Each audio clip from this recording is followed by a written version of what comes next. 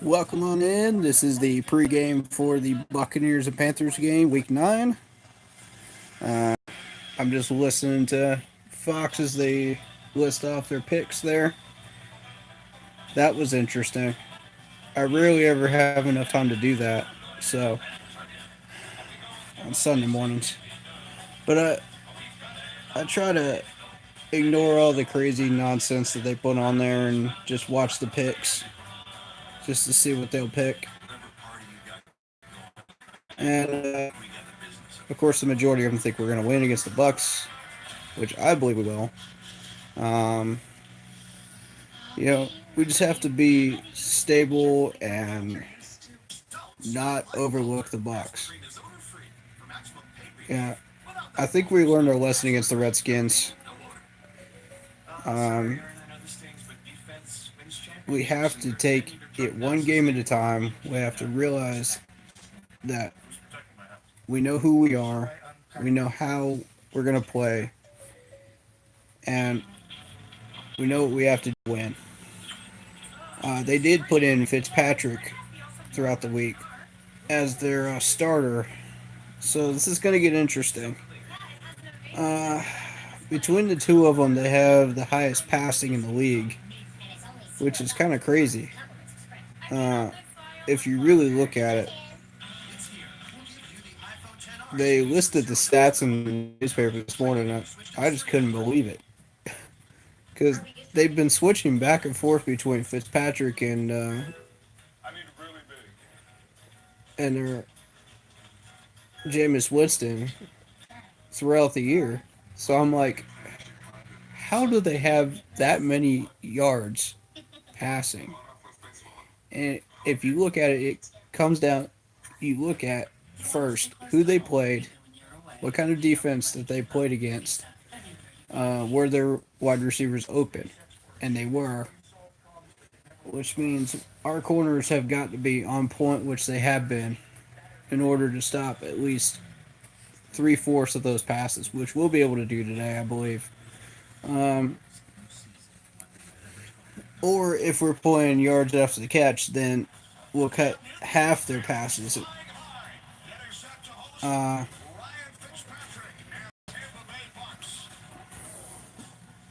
they're getting set in just a minute here, but I want to say we need to not overlook this team. We need to not overlook any team this year. And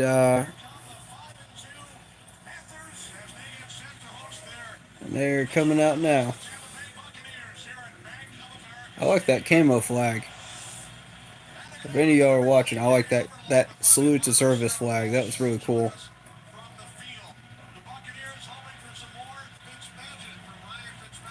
We're coming out in all black today, all black uniforms, which is really awesome. People have been asking for it, and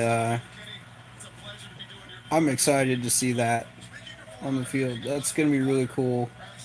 Uh, I think we are set up for the long haul. We should be going 6-2 going into Pittsburgh after this game. We'll see.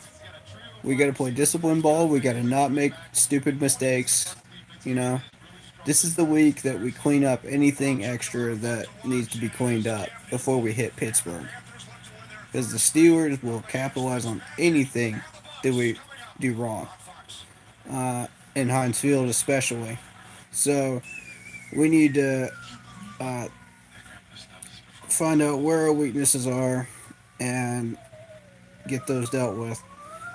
Honestly, I'm struggling to see any weaknesses after last week because, except for maybe taking some plays off on secondary, which we do that every game anyway.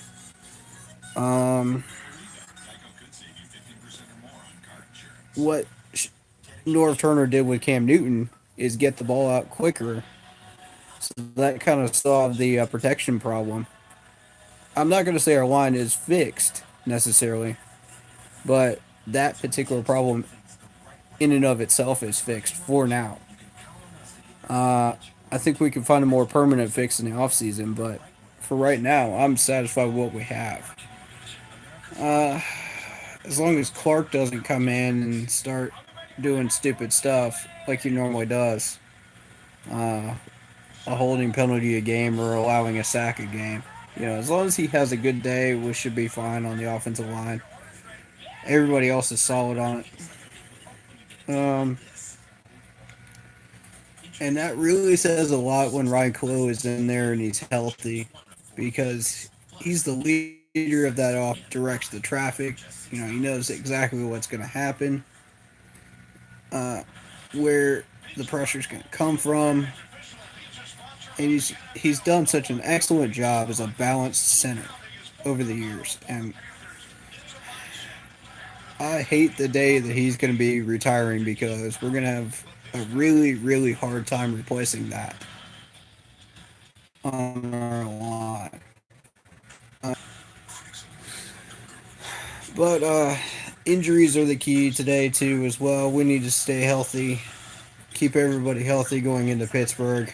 That would be extremely helpful uh, for our chances of going 7-2. But I'm not counting on it. You know, however, Pittsburgh is the one game every year again that I highlight as that one game that I think we're going to lose, and we end up winning it. So we'll see. Whenever I'm wrong, it benefits the team. So uh, this is going to be a fun, relaxing game here. As long as we get off to a strong first half start, I think we should be fine. Uh, I want to see points in the first half. We cannot keep going cardiac cats every fourth quarter of every game and expect to keep winning. I think we learned our lesson there too. Um, Against the Ravens, we got off that 14-0 start and we kept it going. We kept the pedal down.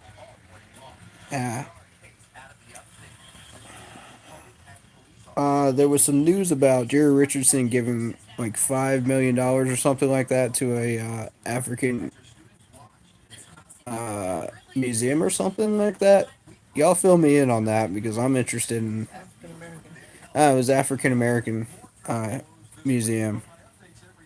I have no idea where that was, but uh, I'm being told Charleston is where he donated that to. So that's kind of cool.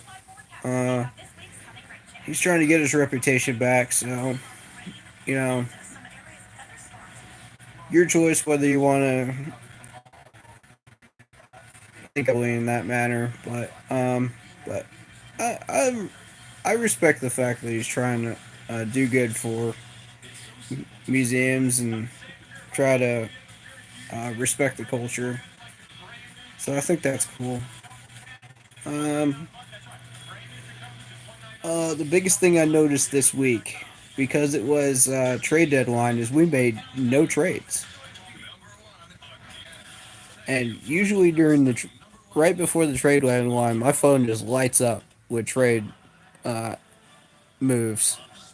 But this year we didn't make any. So I think that's uh, very interesting. That means our management thinks that we are in control of what we're doing, and a possible 6-2 start is good. We have the tools that we need, according to them. Um,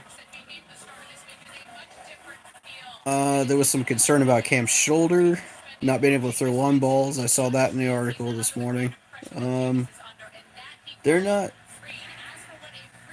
Honestly, I'm not too concerned about that. As long as he gets the ball out quicker and he hits those short and medium passes, we should be fine. But with that, the game's about to start, so I am going to get into this game. And I'll see you guys at halftime. Go Panthers, keep pounding.